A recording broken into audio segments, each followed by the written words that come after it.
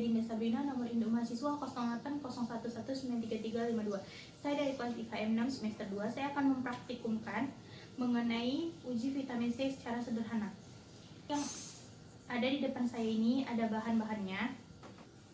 Jadi bahan yang pertama itu ada sendok kecil, pipet, sendok makan, air, gelas, tepung kanji, tepung maizena. Ini sampel, dan di sini ada betadine. Selanjutnya kita akan mempraktikumkan bahan-bahan ini semua. Lalu kita akan, ini di sini ada tepung maizena. Kita akan masukkan 1/4 air ke dalam gelas kecil dan tepung maizena ini. Lalu kita larutkan. 3. Selanjutnya kita akan memasukkan 4 sampel ini ke dalam masing-masing gelas kecil. 5 sendok kecil ya. Ini sampel yang pertama. 1, 2, 3, 4, 5. Sampel ini yang mengandung vitamin C. Lalu sampel kedua. 1, 2, 3, 4, 5. Sampel yang ketiga.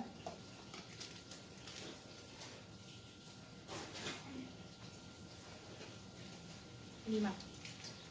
Lalu dan ini sampel yang terakhir. Kita masukkan 5 sendok ya.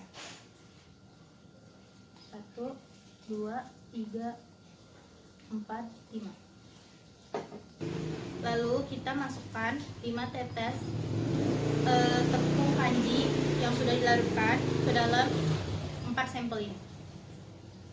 1, 2, 3, 4, 5. 1, 2, 3, 4, 5. 1, 2, 3, 4, 5. 1, 2, 3, 4, 5. Lalu setelah itu kita akan meneteskan betadine ke dalam 4 sampel ini. Jika warnanya biru keunguan atau biru kehitaman, maka minuman ini mengandung vitamin C. Kita akan teteskan sebanyak 5 tetes dahulu. 1, 2, 3, 4, 5. 1, 2, 3, 4, 5. 2, 3, 4, 5. 1, 2, 3, 4, 5. Lalu setelah itu kita aduk. Kita lihat perubahan warnanya.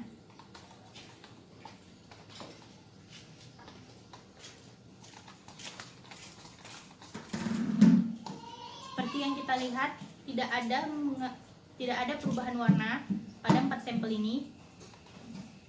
Maka kita akan tetes ulang sebanyak 5 tetes lagi.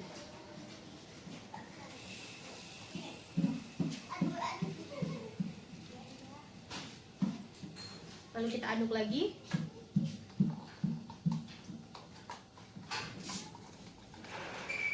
Sama sekali tidak berubah warna. Berarti 4 sampel minuman ini mengandung vitamin C. Sekian video praktikum dari saya. Lebih dan kurang saya mohon maaf. Wassalamualaikum warahmatullahi wabarakatuh. Assalamualaikum warahmatullahi wabarakatuh. Nama saya Adinda Troktaviani, NIM saya 0801191200. Di sini saya akan melakukan penilaian status gizi seseorang. Jadi yang pertama menggunakan kurva WHO, lalu yang kedua menggunakan KMS atau kartu menuju sehat, yang ketiga kurva CDC, dan yang terakhir adalah IMT. Yang pertama, saya akan melakukan penilaian status gizi bayi menggunakan kurva WHO. Jadi, bayi ini berumur 7 bulan dan berat badannya sekitar 8,5 kg. Jadi, ini adalah kurva WHO yang akan digunakan untuk mengecek apakah gizi anak tersebut normal atau tidak. Jadi, sebelumnya sebelum kita mengetahui bahwa gizi anak tersebut normal atau tidak, kita harus mengetahui garis merah yang ada di bawah ini merupakan ia mengalami malnutrisi atau kekurangan gizi. Sedangkan garis merah yang ada di atas ini mengalami malnutrisi tetapi dia kelebihan gizi. Sedangkan warna kuning ini menandakan kalau dia gizinya normal. Sedangkan yang warna hijau ini bisa menandakan anak itu mengalami malnutrisi, yaitu kekurangan dan kelebihan gizi. Jadi di sini saya sudah menitikkan sebuah titik di dalam kurva. Jadi anak tersebut berusia 7 tahun. Sedangkan berat badannya adalah 8,5 kg. Jadi bisa kita lihat anak tersebut berada di dalam garis berwarna kuning, yang berarti gizi anak tersebut normal.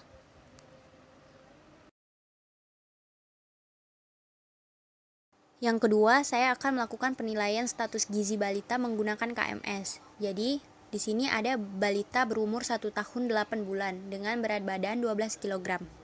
Saya menghitung berat badan 6 bulan terakhir balita tersebut. Dari bulan Juni, Juli, Agustus, September, Oktober, dan November. Jadi bisa kita lihat di sini pada bulan Juni berat badannya itu 10,5 kg dan bulan Juli 11 kg, lalu bulan Agustus tetap yaitu 11 kg, bulan September naik 1 kg menjadi 12 kg, tetapi di bulan Oktober turun menjadi 11,5 kg. Lalu di bulan November naik lagi menjadi 12. Jadi intinya bayi tersebut gizinya normal. Lalu yang ketiga, saya akan melakukan penilaian status gizi remaja menggunakan kurva CDC. Jadi umur remaja ini berusia 12 tahun, tinggi badannya 144 cm dan berat badannya 37 kg. Jadi ini adalah bentuk dari kurva CDC. Jadi saya sudah menitikkan berat badan dan tinggi badan ideal remaja berusia 12 tahun. Jadi tinggi idealnya itu sekitar 151 cm dan dia berada di sini. Sedangkan berat badan idealnya adalah 43 kg. Selanjutnya saya akan menentukan status gizi anak remaja tersebut menggunakan rumus ini. Berat badan dibagi berat badan ideal dikali 100%. Lalu saya memasukkan angka-angka yang tadi. Dan hasilnya adalah 86,4%.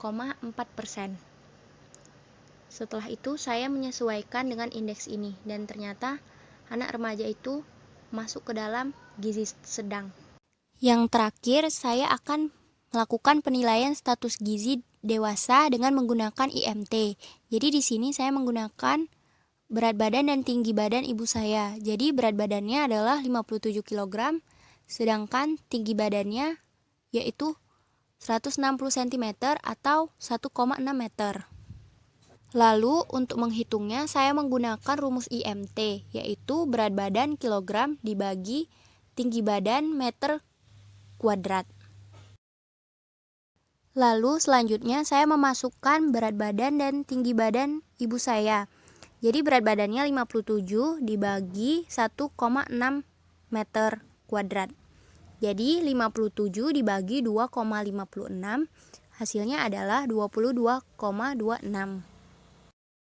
Jadi ini adalah tabel yang digunakan untuk mengklasifikasikan apakah berat badan ibu saya masuk ke dalam berat badan yang normal atau yang over. Lalu setelah saya amati bahwa berat badan ibu saya tadi itu 22,26 dan itu berarti masuk ke dalam kategori normal, ukuran yang normal.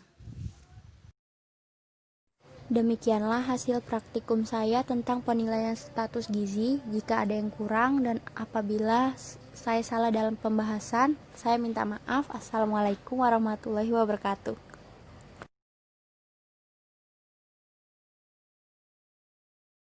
Assalamualaikum warahmatullahi wabarakatuh.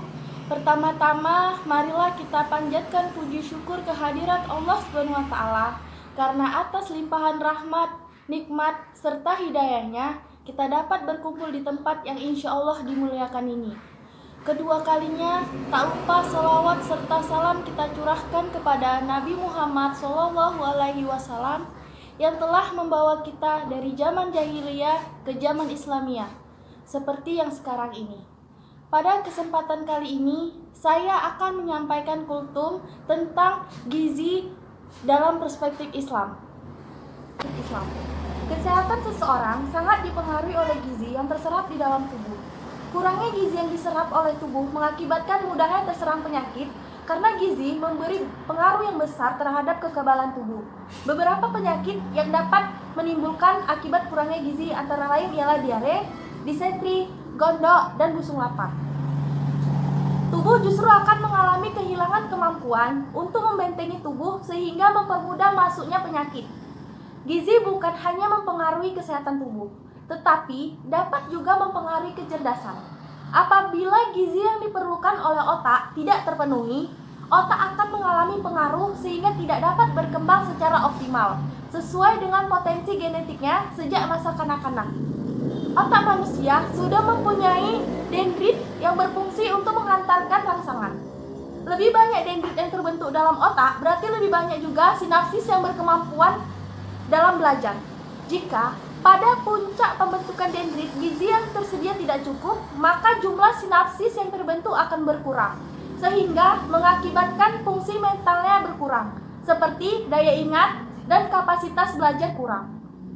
Pada anak usia 2-3 tahun, mulai mendapatkan masukan gizi-gizi yang khusus, seperti seng dan vitamin A. Hal ini perlu diwaspadai karena mempunyai relevansi dengan perbanyaan sel tertentu dan bagian dari otak, yang pada akhirnya mengakibatkan gangguan kemampuan anak dalam memecahkan masalah dan mengingat informasi, serta mengaruhi daya cipta. Gizi adalah suatu proses organisme menggunakan digesti, absorpsi, transportasi, penyimpangan, metabolisme, dan pengeluaran zat-zat yang tidak digunakan untuk mempertahankan kehidupan, pertumbuhan, dan fungsi normal dari organ-organ, serta menghasilkan energi. Tak satu pun jenis makanan yang mengandung semua zat gizi yang mampu membuat seseorang untuk hidup sehat, kembang, dan produktif. Oleh karena itu, setiap orang perlu mengkonsumsi aneka ragam makanan kecuali bayi umur 0-4 bulan yang cukup mengkonsumsi air susu ibu atau bisa disebut juga dengan ASI. Bayi bagi 0-4 bulan, ASI adalah satu-satunya makanan tunggal yang penting dalam proses tumbuh kembang dirinya secara wajar dan sehat. Makanan yang beraneka ragam yaitu makanan yang mengandung unsur-unsur zat gizi yang diperlukan tubuh, baik kualitas maupun kuantitasnya. Makanan sumber zat tenaga antara lain beras, jagung, gandum, ubi kayu, ubi jalar, kentang, sagu, roti, dan mie. Minyak, margarin, dan santan yang mengandung lemak juga dapat menghasilkan tenaga. Makanan sumber zat tenaga menunjang aktivitas sehari-hari. Makanan sumber zat pembangun yang berasal dari bahan makanan nabati adalah kacang-kacangan, tempe, tahu, sedangkan yang berasal dari hewan adalah telur, ikan ayam, daging, susu, serta hasil olahan seperti keju. Zat pembangun berperan sangat penting untuk pertumbuhan dan perkembangan kecerdasan seseorang. Gizi menurut Islam. Ajaran Islam mencakup seluruh aspek kehidupan, tak terkecuali masalah makanan.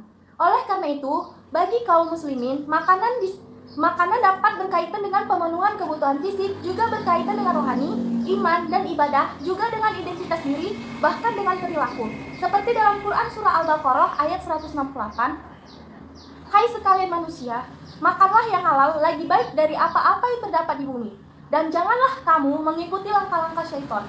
Dari ayat tersebut dapat kita simak bahwa Allah menyuruh manusia memakan apa saja di dunia ini yang diciptakannya sepanjang batas-batas yang halal dan baik. Selain ayat tersebut, masih banyak dalam Al-Quran yang berisi suruhan atau perintah agar manusia berhati-hati dalam memilih makanan, dapat memisahkan mana yang halal yang dibolehkan dan mana yang haram yang tidak diizinkan. Makanan yang halal yaitu makanan yang diizinkan bagi seorang muslim untuk memakannya. Islam menghalalkan sesuatu yang baik-baik. Banyak pendapat yang menerjemahkan makanan halal tersebut Akan tetapi, pada umumnya dapat dikatakan makanan tersebut halal apabila tidak berbahaya atau mempengaruhi fungsi tubuh dan mental yang normal. Bebas dari najis dan produk tersebut bukan berasal dari bangkai dan binatang yang mati karena tidak disembelih atau diburu. Bebas dari bahan-bahan yang berasal dari babi dan beberapa binatang lain yang tidak dimakan oleh seorang muslim kecuali dalam keadaan terpaksa. Najis dalam hal tersebut didefinisikan dalam 3 golongan. Yang pertama, bersih dari sesuatu yang diperuntukkan untuk upacara-upacara atau berhala. Kedua, yang dapat ditoleransi karena sulit untuk menghindarinya seperti darah, dari nyamuk, dari insek lainnya. Ketiga, yang tak dapat ditoleransi seperti minuman yang memabukkan dan beracun serta bangkai. Makanan yang halal berdasarkan Al-Quran dan hadis dapat dikategorikan ke dalam beberapa macam. Antara lain, yang pertama, tidak termasuk najis dan bangkai. Allah SWT telah mengharamkan darah yang mengalir seperti babi dan bangkai kecuali ikan dan belalang untuk dimakan oleh manusia. Karena hal itu termasuk najis. Dalam hal ini, seluruh bentuk najis menjadi haram hukumnya untuk dimakan. Hal ini sebagaimana yang ditegaskan oleh Allah SWT dalam Al-Quran, dalam Quran Surah Al-An'am ayat 145. Katakanlah, tiadalah aku peroleh dalam wahyu yang diwahyukan kepadaku sesuatu yang diharamkan bagi orang yang hendak memakannya, kecuali kalau makanan itu bangkai atau darah yang mengalir atau daging babi, karena semua itu najis, atau binatang yang disembelih atas nama selain Allah SWT. Dalam hadis riwayat Abu Daud dan Ibnu Majah, sesuatu bagian yang dipotong dari binatang itu masih hidup, statusnya seperti bangkai. Hal ini berdasarkan sabda Rasulullah SAW. Apa yang dipotong dari binatang selagi ia masih hidup adalah bangkai. Ada 2 jenis bangkai dan darah yang dihalalkan untuk dimakan, yaitu yang termasuk 2 bangkai adalah ikan dan belalang, dan yang termasuk 2 darah adalah hati dan limpa. Hal ini didasarkan pada sebutan hadis Rasulullah SAW bersabda, dihalalkan untuk 2 bangkai dan 2 darah, adapun 2 bangkai yaitu ikan dan belalang, sedang atau bahaya bagi fisik. Yang termasuk makanan ataupun minuman yang memiliki efek bahaya bagi fisik manusia adalah racun. Dan golongan minuman yang memabukkan, menghilangkan pikiran sehat, atau melalaikan adalah termasuk jenis ini. Hal ini sebagai firman Allah dalam Al-Quran Surah Al-Baqarah ayat 195. Dan janganlah kamu menjatuhkan dirimu sendiri ke dalam kebinasaan, dan berbuat baiklah, karena sesungguhnya Allah menyukai orang-orang yang berbuat baik.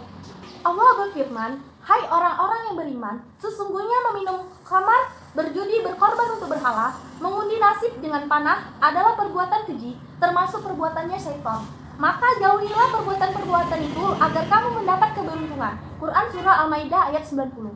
Dalam sebuah hadis yang diriwayatkan oleh Abu Hurairah, pernah suatu ketika Nabi menginspeksi dengan jalan-jalan ke pasar dan didapatinya seorang pedagang yang menjual buah-buahan. Nabi kemudian memasukkan tangannya ke dalam tumpukan buah-buahan. Di bagian bawah didapatinya buah-buahan yang dalam keadaan basah. Maka dengan keras Nabi menegur sang pedagang, "Apa ini wahai pedagang buah?" Pedagang itu menjawab, "Hujan telah menimpanya ya Rasulullah." Rasulullah bersabda, "Mengapa tidak kau tempatkan di atas sehingga orang lain dapat melihatnya? Barang siapa menipu, maka ia bukan termasuk golonganku." Hadis riwayat Muslim. Apa yang telah dicontohkan oleh Rasulullah tersebut memberikan beberapa hikmah yang dapat kita ambil. Yang pertama, bahwa pada dasarnya dalam kondisi apapun, penyelewengan terhadap apa yang kita makan, apa yang kita beli bukan mustahil akan terjadi, baik dilakukan oleh produsen maupun penjual. Dalam Islam, gizi buruk merupakan tanggung jawab negara karena tugas negara adalah memberikan pelayanan yang sebaik-baiknya. Hal ini tentu sesuai dengan hadis yang diriwayatkan oleh Bukhari dan Muslim. Kamu semuanya adalah penanggung jawab atas gembalanya. Maka, pemimpin adalah penggembala dan dialah yang harus selalu bertanggung jawab terhadap gembalanya. Dengan demikian, sudah selayaknya dalam Islam, negara memberikan pelayanan sebaik-baiknya kepada rakyat. Tentu salah satunya diantaranya memberikan asupan gizi yang cukup bagi rakyatnya. Karena itu, semua merupakan tanggung jawab negara. Dalam sirah pun diceritakan bagaimana Khalifah Umar bin Khattab setiap malam datang tidak pernah tidur nyenyak. Hal ini dikhawatirkan karena masih terdapat masyarakatnya kelaparan. Maka tidak heran, Khalifah Umar sering melakukan sidak ke rumah-rumah penduduknya untuk melihat bagaimana kondisi rakyatnya ketika ditemukan terdapat keluarga yang sedang memasak batu. Maka Khalifah Umar langsung bergegas memangku sekarung gandum untuk keluarga miskin tersebut. Sungguh luar biasa fenomena yang mungkin jarang, bahkan belum pernah dilakukan oleh pemimpin di negeri ini. Perut dikatakan Nabi adalah rumah segala penyakit dan menjaga pola makanan adalah permulaan pengobatan. Banyak pakar medis mengakui kebenaran pernyataan Nabi. Mereka sepakat mengatakan bahwa perut atau lambung merupakan pangkal kesehatan dan sekaligus sebagai sumber penyakit.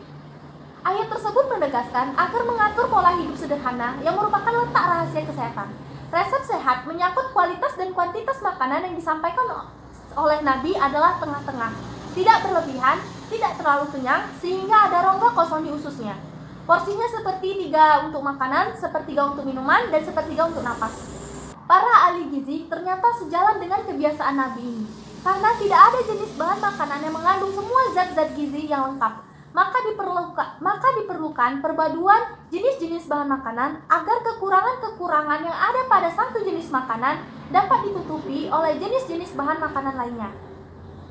Sesungguhnya Allah SWT telah menciptakan segala jenis makanan untuk dikonsumsi oleh umat manusia. Namun, hanya sebagian orang yang mau berpikir, maka perintah dan larangan Allah SWT mengenai halal dan haramnya makanan untuk dikonsumsi, Dia telah menurunkan Rasulnya Rasulullah SAW yang menjelaskan kepada kita apa-apa yang tidak kita pahami.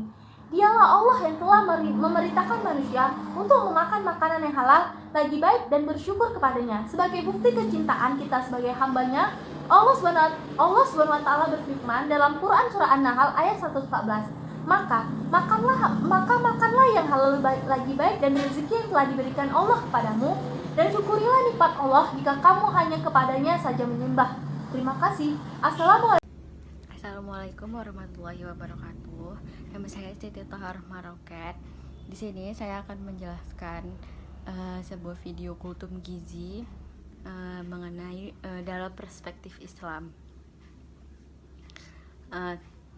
Jadi di sini udah ada beberapa surah-surah yang membahas tentang perspektif gizi dalam Islam. Dalam surat Al-Baqarah ayat 168 dijelaskan bahwa mengkonsumsi makanan halal dan bergizi adalah perintah Allah kepada seluruh umat manusia. Di ayat selanjutnya dikatakan memilih makanan yang halal sama dengan melindungi diri dari perilaku buruk. Terus dalam surah lain yaitu surah Al-An'am ayat 141 dikatakan bahwa mengkonsumsi makanan halal dan bergizi mendorong sifat kedermawanan dan tidak israf. Terus dikatakan pula dalam Al-Quran bahwa makanan halal dan bergizi berfungsi meningkatkan takwa. Dalam surat Al-Maidah ayat 88. Bukan hanya itu, ia menjelaskan dalam surah-surah lain juga dijelaskan mengenai makanan sehat dan bergizi, di antaranya mengkonsumsi buah-buahan dan susu segar mendorong perkembangan ilmu, pengetahuan dan teknologi. Di dalam surah Al-An'am ayat 99 dan Al-Nahl ayat 66. Mengkonsumsi ikan laut sebagai sumber protein paling melimpah dalam surat An-Nahl ayat 14. Selanjutnya, membaca basmalah pada setiap penyembelihan hewan halal mengandung pesan keimanan dalam surat Al-An'am ayat 118. Dan mengkonsumsi makanan halal identik dengan bersyukur dan beribadah kepada Allah Subhanahu wa taala dalam surat An-Nahl ayat 114. Nah, tadi beberapa ayat tentang gizi dalam perspektif Islam. Sekian, assalamualaikum warahmatullahi wabarakatuh.